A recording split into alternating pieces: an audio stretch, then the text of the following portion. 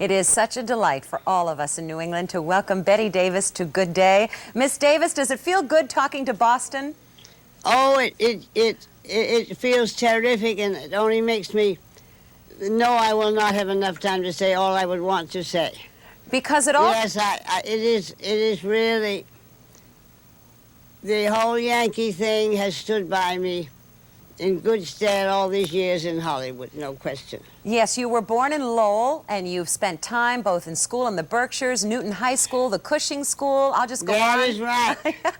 And now I have a son, Michael Merrill, who is a very successful lawyer in Boston. Yes, in fact, and I hope when this is, I hope he hears this. If so, Michael, Mama sends love. Mother sends love. Isn't that nice? He is... Well, yes, he has two beautiful sons and a very happy marriage, and it's all just...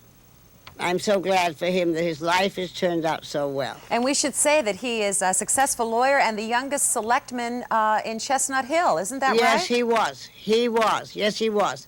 The second time they did not vote him back in, and of course I was furious. Let me say... So the next time he runs, I think maybe it will be successful. Well, we'll hope so. Your Yes. book, This and That, begins June 9th, 1983, as you check into the hospital to face a mastectomy and then 9 days later, ultimately, a stroke. And in reading about it, you said that you triumphed over this by celebrating the small things in the beginning. Do you think that's what got you through? I don't know quite what you mean by the small things. The small things, like when you could hold a knife and a fork Oh, again. yes. Oh, the biggest celebration if I could tie a bow.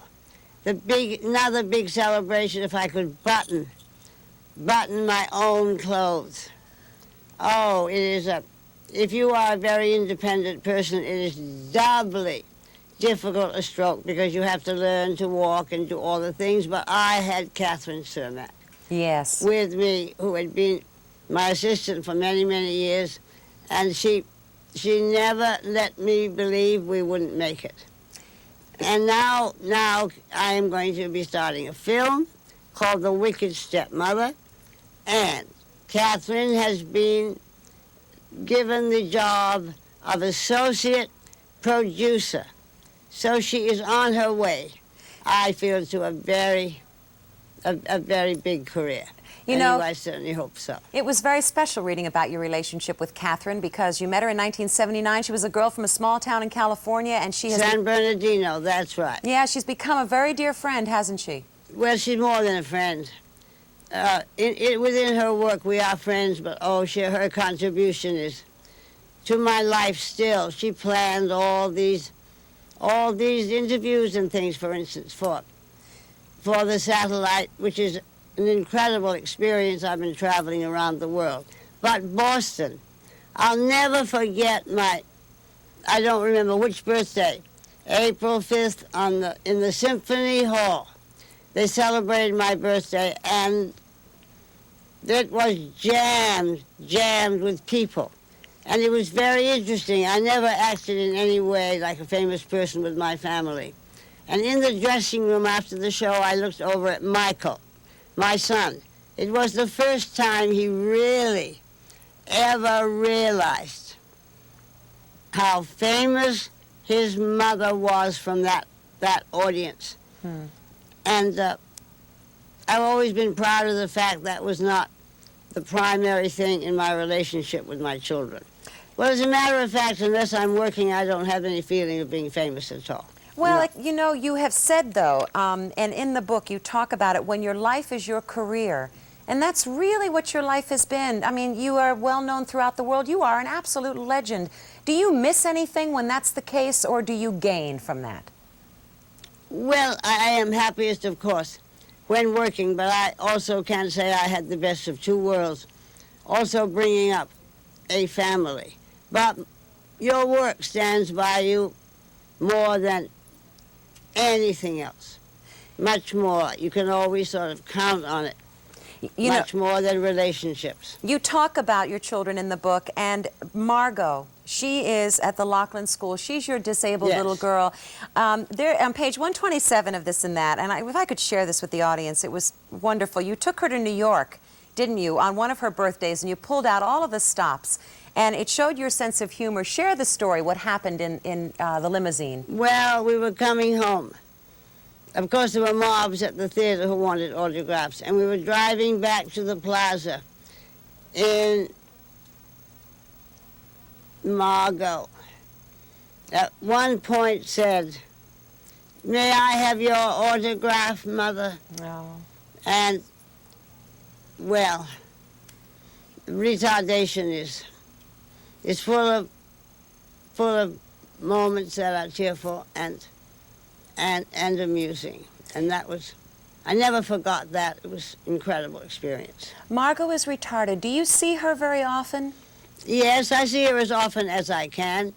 And as a matter of fact, I think I will be seeing her in a few weeks now. She comes into New York, like that trip you're talking about, and does all the things. But she's at a wonderful, wonderful school. It's been her second home, and I'm so fortunate to have found it. That is great. There's another thing I want to read from the book. You say, "As I grow older, when looking back, I realize I was always in love with being in love, seldom really in love." But you also said, and I'm paraphrasing, but you said something like, "When I'm old and gray, I don't want to look back and say I've missed anything in the romance department." Have you? Yes, anything I believed was important. No, I think I lived up to that wish. In love with love, yes, because one's whole world is always so much better when you are in love. But I know, of course, I have been really in love maybe 2 or 3 times.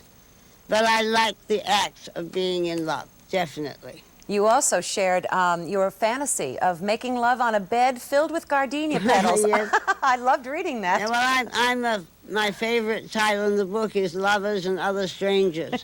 Yeah. That's right. I'm very fond of that.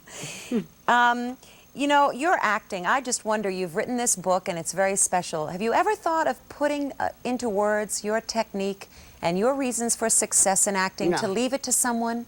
No, I'm not really. I don't think there's any way to describe that. There isn't? No, I don't think I could. In the lonely life, there is some sort of items to do. It's become rather a textbook for young actors, but that would be pretty hard to describe. You also write something in the book, and I don't know if you're comfortable talking about this, and we don't have to get into big detail on it, but you write that I've known hurts of love, but the hurt I found almost impossible to handle was the hurt from Bette. Have you two reconciled? Will that happen? And has it broken your heart? Well, as I also say in the book, it was as catastrophic an experience as a stroke. But the stroke, I'm thrilled to say, I am very well from. And of course, never can I totally ever forget and pretend this book never happened. Impossible. Just impossible. I'm going to tell people they have to buy the book to read the letter that you wrote to your daughter at the back of it. That's the only thing I added to that book. My book was finished before Bette's ever came out. But she left her book with a letter, so I decided to leave a letter to her. And that's about the only time I really refer to her book. Yes, in fact, you're very loving to her all through your book, I must say, to all your children. We both had the same happenings in our lives, and I wrote about them differently than she did, quite differently. When you had a 70th birthday, you dressed in black. You wore a black afro wig. Now, you are turn 80 on April the 5th. What will you be wearing? Well, what'll I be wearing? I'll be working. I'll be working on my new film, The Wicked Stepmother, Larry Cohn. And I will celebrate that fact on my 80th birthday, and I will also celebrate the fact that my great person in my life, Catherine Hepburn, has been asked to be the associate producer on the film. So I'll be happy for her also. So it could turn out to be a much more hopeful birthday than the black of 70. Yes. Didn't you tell David Hartman one morning that the best way to circumvent the horrors of growing old are to add the numbers together? Yes, he is the one He suggested that to me. So you see, April 5th this year, I'm only 8 years old. Marvelous, and I've only been 7 years old. And it's a very excellent idea. I think it is, Very too. excellent. I want to thank you so very much, and I think all of New England just so enjoyed seeing you. Well, I will hope I'll get back once more pretty soon and give my love to anybody of the press that I know. Will you? I'll do that. And I'll hope Michael listens. You know, Right. I think I'll give him a call tonight and tell him. I'll tell him Oh, that will you? I'll tell him. Because I didn't know we were going to Boston. Oh, please do that. I will. I promise That would be very nice. Well, that's what New England people are like. All right, I'll Thank do you that. very much. Bette All right. Davis, thank you, and God bless you, and stay well, won't you? And keep giving us all of the I will. magnificent entertainment you've given us. Thank you. All right. Thank you.